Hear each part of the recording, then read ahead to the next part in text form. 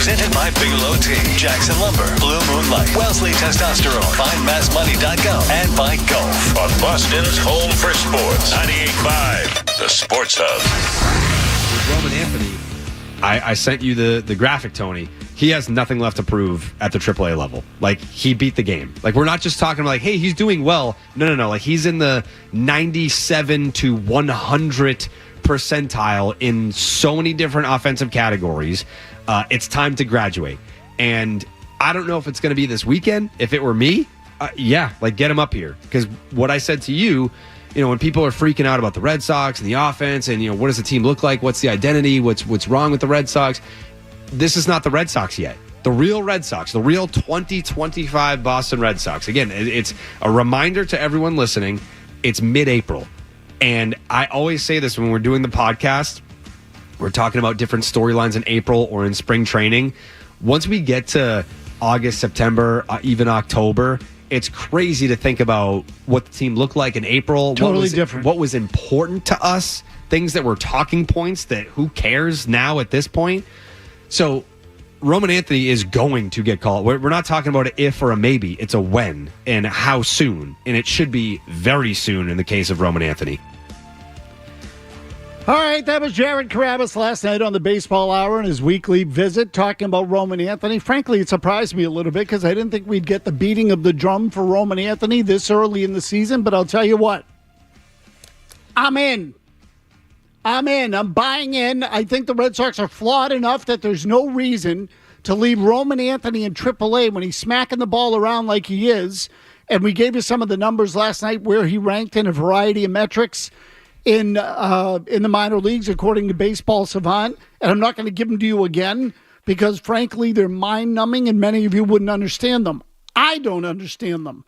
What I can tell you is this, that basically Roman Anthony ranks in the top 5% of a bunch of different prospects and players in the minor leagues, which suggests that, according to Jared Carabas, he is ready for the big leagues. So this is where we're going to start, 617-779-0985. I will also mention to you that if you remember Trivia Tuesday, Kevin Majora, you back there? Where the hell are you? I don't see you in the window. Oh, there he is. Kevin's filling in for Jimmy Stewart tonight. Kevin, you remember Trivia Tuesday? Of course I do. It's like fun. So much fun. I know. So we moved it to Thursday this week only. It'll be back on Tuesdays. Tonight's the first night. We'll do that in the 6:30 segment. You answer one trivia question correctly. One, you'll get a $50 golf gift card, but we are going to put a limit on the number of callers. We did this a year ago. So I'll get to the particulars later on, but at 6:30 we'll give away, or 6:35, we'll give away the golf gift card. So I want to start with the win last night, where the Red Sox are after 20 games. I always feel like these off days are an opportunity, and the Red Sox are off today, but they are an opportunity to take stock where they are, what they are, where they're going. And I would tell you that despite last night's 1-0 win over the Tampa Bay Rays in a game that took a lovely 2 hours and 17 minutes, nice and quick. Despite that, I still don't think it was a particularly good road trip.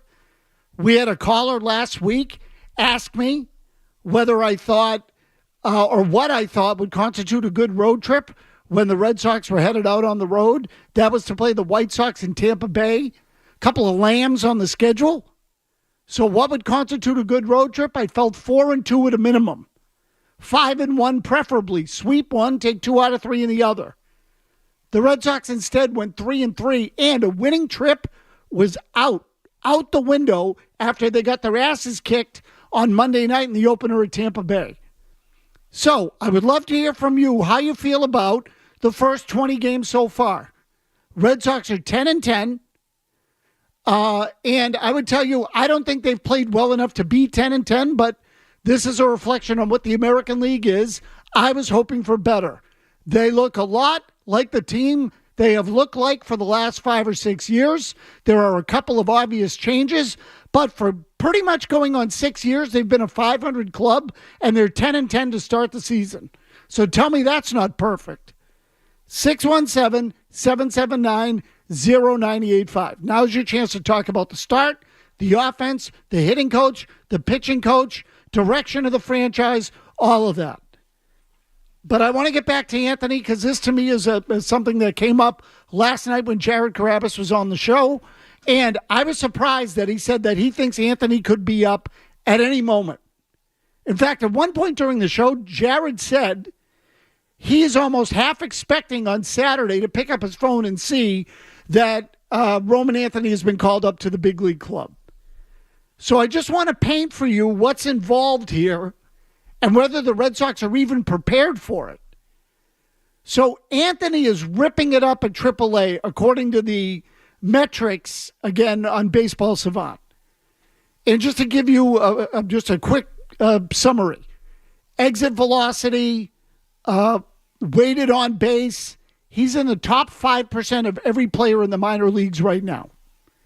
And they have something called barrel percentage in the minors in baseball period now, for those of you who don't know. That is the ability to square up the ball on contact. And the best players in baseball, let's just say specifically Aaron Judge, Shohei Ohtani, come in at somewhere in the low 20s in terms of percentage on that.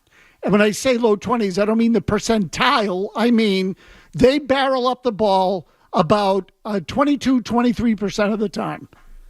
Roman Anthony right now in the minor leagues is at 38%, which is almost double what the best hitters in baseball are doing.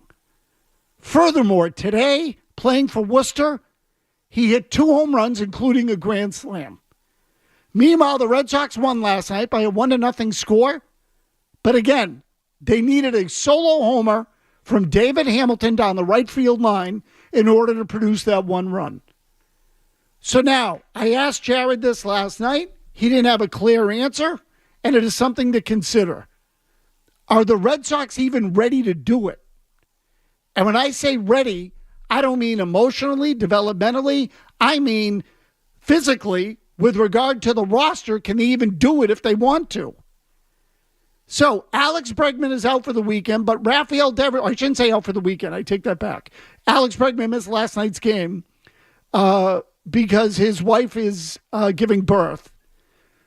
But independent or irrelevant, irrespective as to whether he comes back, Devers is not going to play third. Devers is either a DH or potentially a first baseman. Matt McCarthy talked about this last night.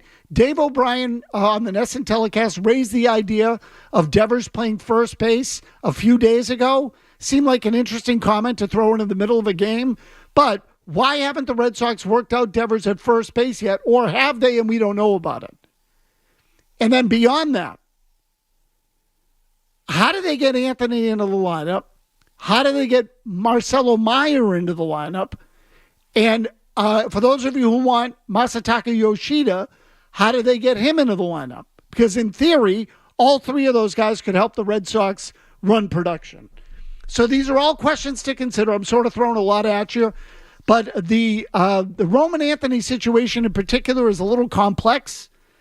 And we'll get to the specifics on that momentarily. But let's take a call before we even go to break. Again, 617-779-0985. Steve is in the car. Go ahead, Steve.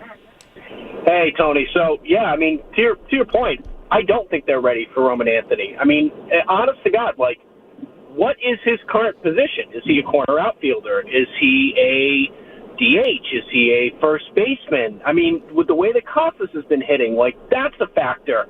I don't think they're ready. And the thing is that, and this is, I think, speaks to a larger point. Right now, this team, from an offensive perspective, and I think this is the biggest question that I have about this team, what is their approach to the plate? Like, when they step up to the plate, I know we talk about the 3 true outcomes, right? Walk, strikeout, or home run. What is their approach? When they go into an at-bat, what is their approach? Are they trying to take pitches? Are they trying to make contact? What are they doing? Like, I just feel like they have no reasonable approach. And when I watch Roman Anthony, I go, well, that's a guy that can hit, legitimately hit. So, yeah, I mean, to your point, I don't think they're ready for him to come up. And I think they're going to need to do, there's a lot of things they're going to need to do to try to get them to that place. But his talent is enough. But they just got to figure it out. Yeah, so, Steve, thanks for the call. What they have, frankly, is a logjam of players all at the same positions.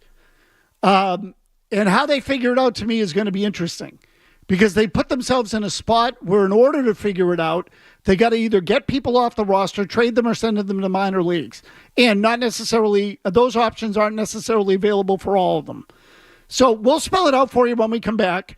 I will continue to take your calls, but you're going to be surprised at how many players the Red Sox have for a few spots and how logjam that they are, that right now I question whether or not they could bring Anthony up even if they wanted to. Look, where there's a will, there's a way. But the fact of the matter is, there are a lot of bodies there clogging up the lanes on the highway. We'll talk about that when we come back. The Baseball Hour.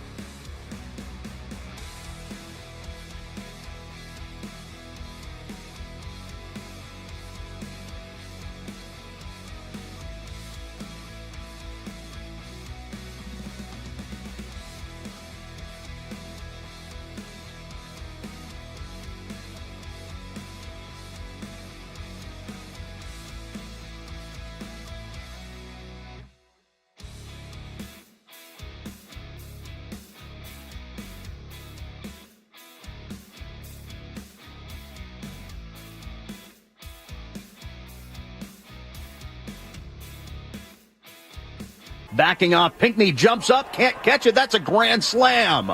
A line drive into that old flower bed area and left. And Worcester now up 8-0 on Anthony's second homer of the game.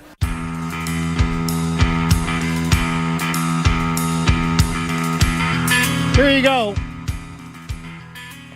2-home-run game for Roman Anthony. Carabas is talking about him on Wednesday. On Thursday, he goes out, hits 2 home runs, including a grand slam. I don't have his updated numbers in front of me right now, but I can tell you this. The OPS was over 900 going into today as it was. The average was in the 280s. The on-base was over 440. So he's hitting, he's walking, he's getting on base, he's hitting for power. What's the problem? And apparently he's been DHing at AAA, which brings me to this. How do you get him in the lineup? How do you get Roman Anthony into the lineup? And before I get to your calls, I see a number you lined up. You're not taking Jarren Duran out, okay? And I'm not telling you Duran has played exceptionally well, but he had a hell of a year last year, and he deserves to stay on the field.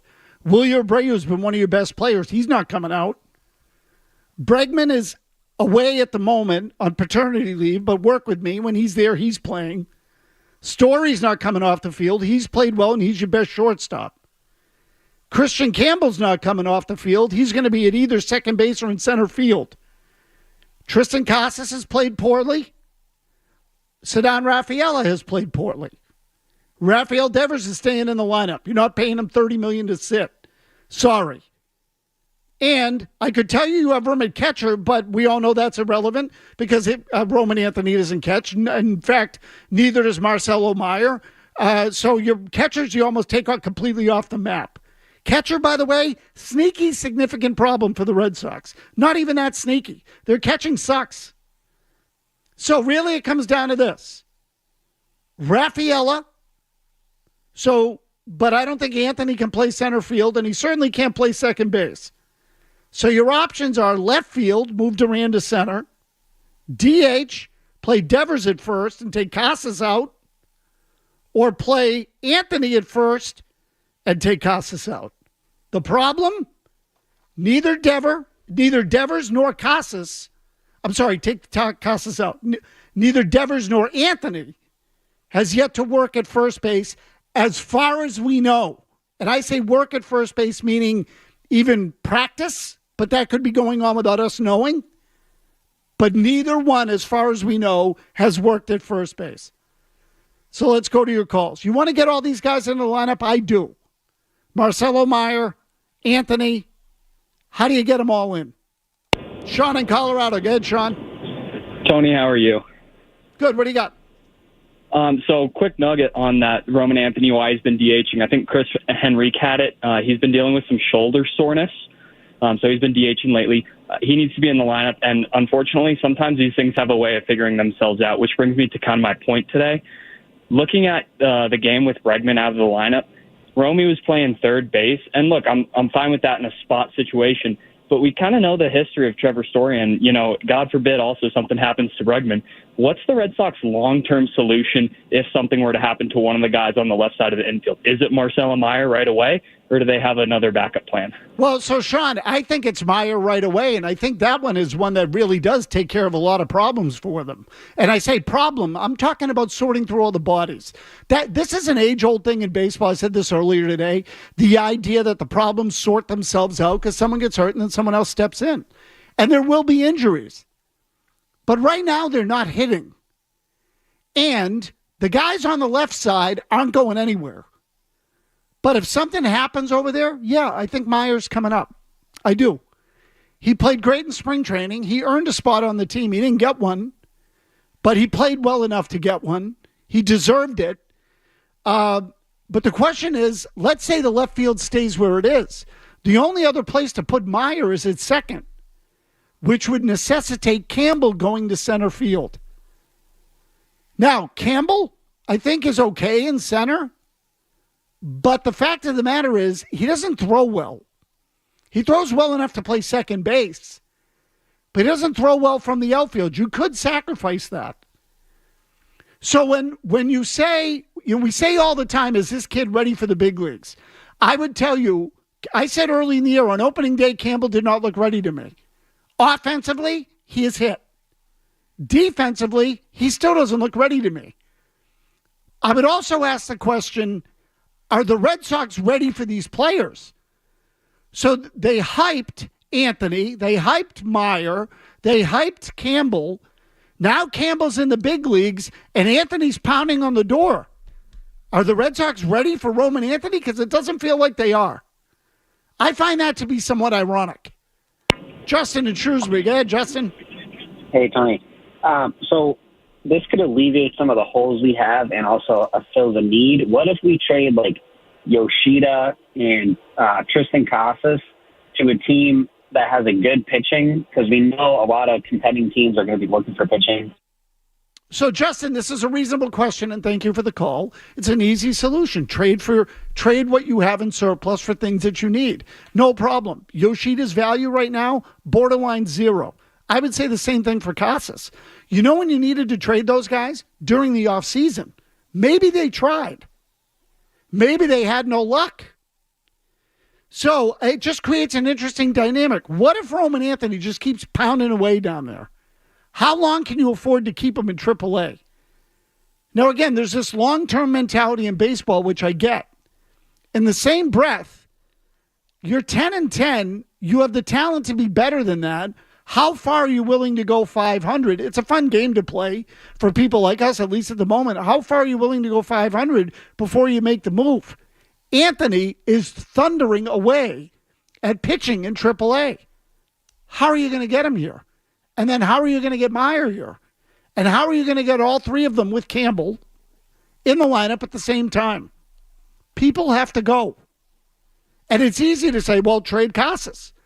So you're going to trade a 25-year-old guy who was a first-round pick that everyone was talking about as a potential MVP candidate as recently as a year ago, and now you're going to dump him for nothing because you're going to go with the next flavor of the month? That seems a little rash. Tom in Mansfield. Tom, what do you got? Tom, are you there? Hey, Tony, I'm here. Okay, what do you got? Hey, nice to meet you 6 months ago. Legacy plays, really well-dressed individual, impressive. So Tristan Casas, I'm really liking him in the 7. It's kind of nice getting to the end of the lineup, and then a potential big dog comes up. He's hitting the ball a little bit harder, but I don't know if you caught last night. He almost dropped the ball at first and cost us an out. I couldn't believe it. So let me know what you think about Casas, and is Bregman playing tomorrow night? I'm going to the game. Thanks, Tony. Yeah, so I don't know if Bregman's playing tomorrow night. We'll find that out tomorrow. With regard to Casas, this is another issue that's come up with some of these young players. Let's look at how they've all fared defensively, and also about the whole process of bringing them up and developing them in the first place. When Jarren Duran came up to the minors a couple of years ago, ask yourself, a few years ago, was he ready to play in the big leagues? Because I don't think he was. He was having trouble seeing balls off the bat. He was taking bad angles on balls. His defense was atrocious. He looked overwhelmed. He was arguing with the fans in the outfield. And I'm not blaming Duran for any of this. I'm blaming the Red Sox for putting him in a spot where he wasn't ready to play. He certainly wasn't ready defensively. But they brought him up anyway. Why? Now, I would say the same about Campbell. Campbell's better at his position than Duran was, but they rushed him to the big leagues because they wanted the right-handed bat, which, again, in and of itself is fine. But ask yourself the bigger question. Is he ready to play defensively in the big leagues? And I would say not really. Casas has been bad defensively since he got to the big leagues. I think it's gotten worse. There was a little period of time there where I thought it was getting better. I think it's deteriorating again. So I do wonder, A, whether the Red Sox are rushing these guys to the big leagues based purely on their offensive talent, and whether they, like most teams, are doing that now because of the economics. They don't sign free agents age 30 and over, and they play guys earlier than ever, even if they're not ready defensively. We'll take the bat. We'll worry about the defense later. And then it costs them games, particularly in a big market like this one. So, to me, there are a lot of things going on there in terms about how the Red Sox are bringing along these guys. And maybe that's why. Maybe they're trying to be patient with Anthony and with Meyer to get them ready for the big league so that when they get them here, they're fully ready. But in the interim, I would tell you they need the bat for Anthony. They could DH him, but they'd have to move Devers to first. That means giving up on Casas. They do have a logjam of players. And it certainly feels to me like they should have been able to predict this and should have been able to plan for it a little bit better than they have. So that's at least as of today. Kevin Majori's Get Your Headlines. Don't go anywhere. We'll do the trivia when we come back and get to your call, so don't stay right there. Essential.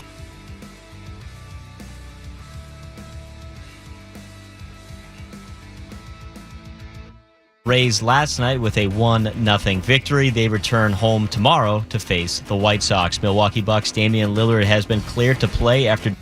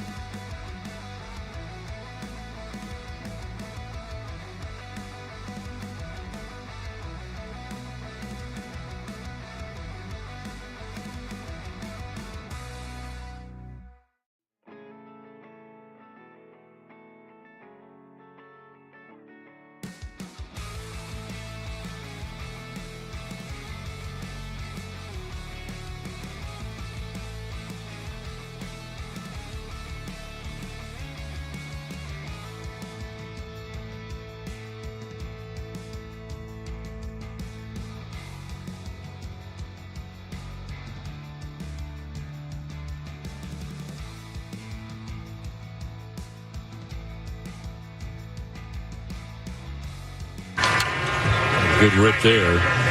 Might we see Raffy begin taking some ground balls at first base? Takes ground balls, but some of the day taking them in short. I like to see him. You talk about versatility. Somebody goes down, you could still put a glove in his hand, right? He could play. I think he could handle first base, no problem. But something happened to this guy or Bregman. I mean, it's baseball, right? Things happen. You don't want it to. No, I'm just thinking if Casas continues to struggle, and it's the one area where the Red Sox really don't have a solution if Tristan Casas is not playing first base, not on a regular basis. Well, really, you could say that about the corners. First and third. Given the fact that Alex Cora said that Raffy is not going to play any third base.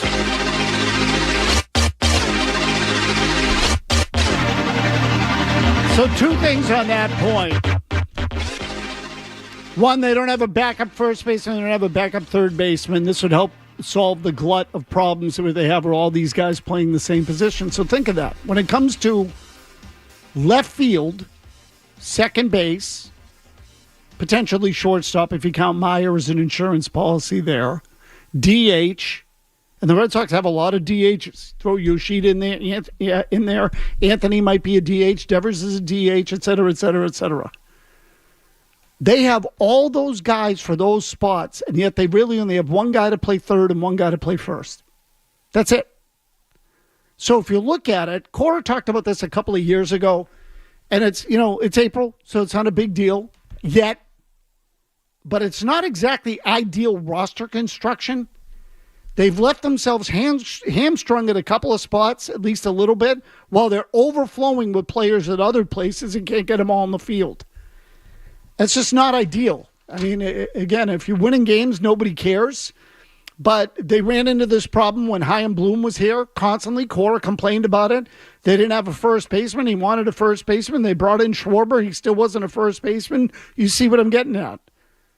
So some of the defensive problems on this team might have something to do with the fact that a lot of guys are kind of not in the right place. Or I shouldn't say a lot of guys. That's not fair. But a couple of guys. Campbell wasn't ready to play the position.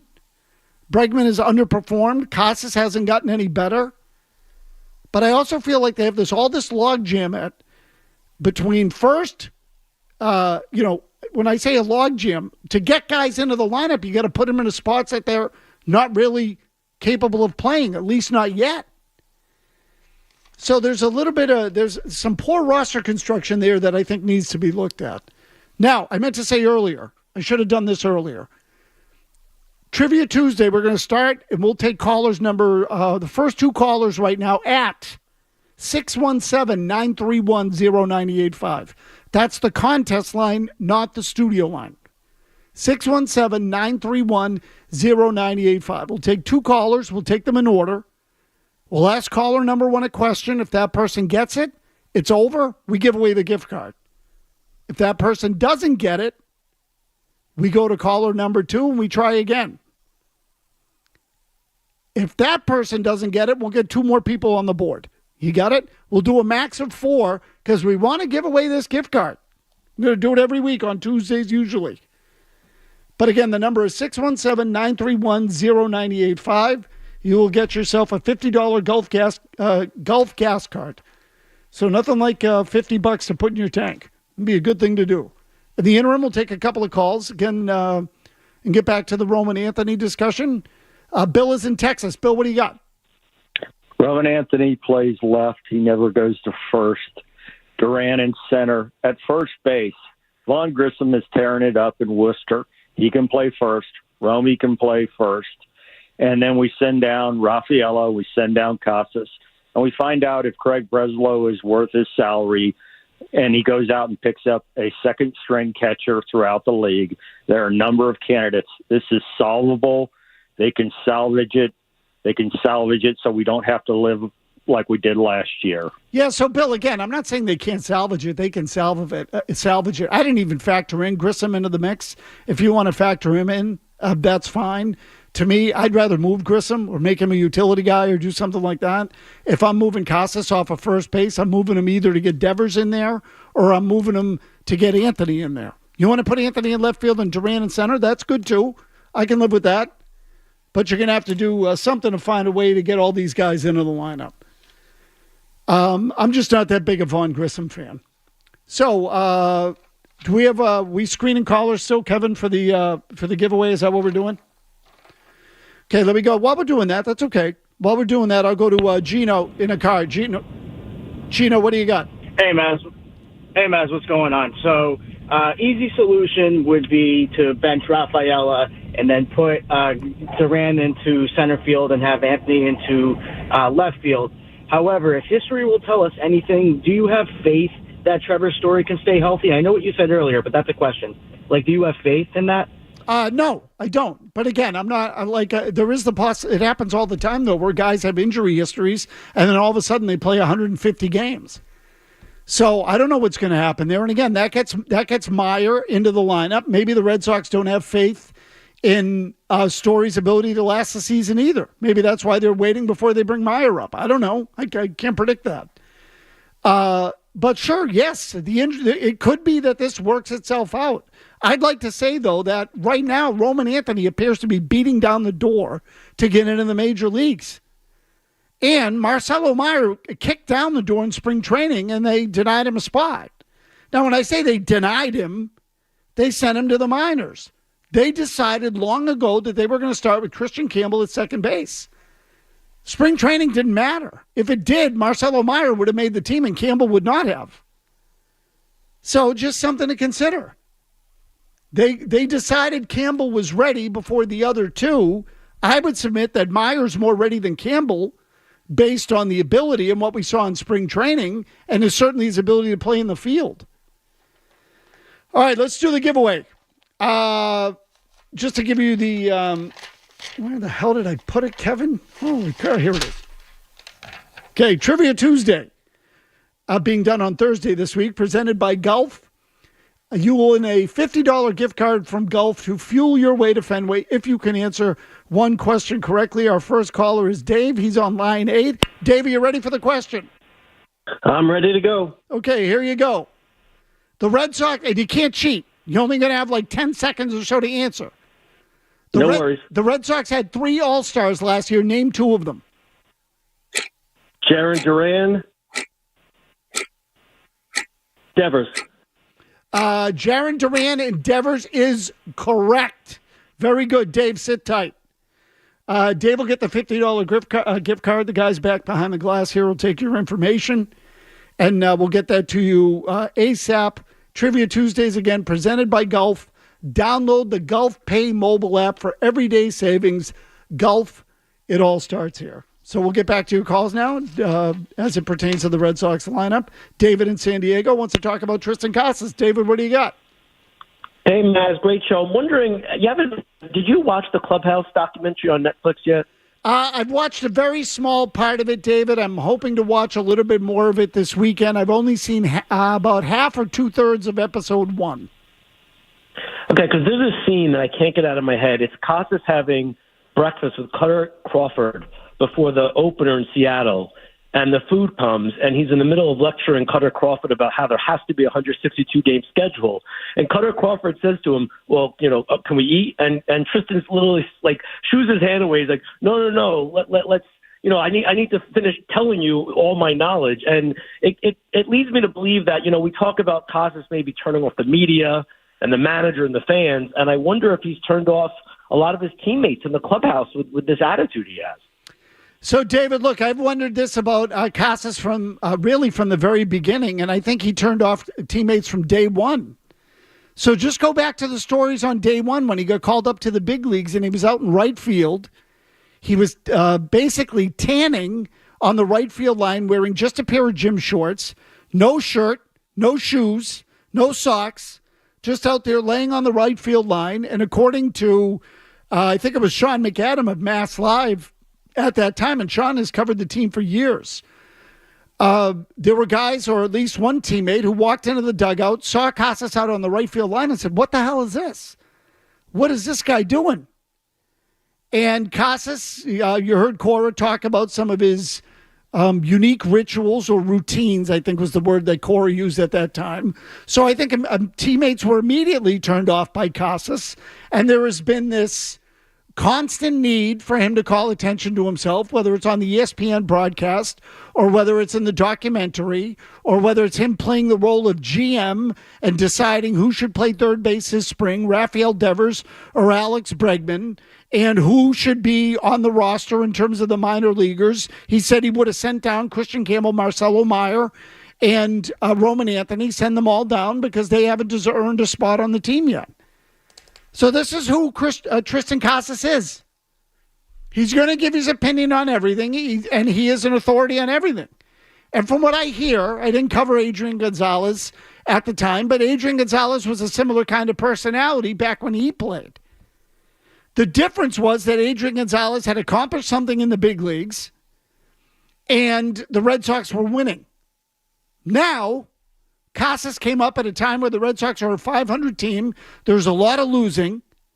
And he really hadn't accomplished anything in the big leagues. He had a good little stretch at the end of the 2023 season. The second half of that year was good. Other than that, he really hasn't done anything consistently. I feel like his defense has gotten worse. There were stories written about how he worked on the wrong things defensively. And so he certainly seemed to put the flash or the appearance before the reality of playing in the major leagues. And when I say the flash, some of the plays he worked on were like chasing foul balls down the right field line that you might get a couple of times a year. Instead of trying to catch a simple throw from his shortstop who's making a 360 and throwing a first base, which, by the way, he dropped earlier in the year. So the question with Casas is, what are his priorities? What are his priorities? And until those get in order, I just don't think you're going to get the most out of Tristan Casas. Again, 617-779-0985. We'll wrap it up with your calls when we come back. This is the Base.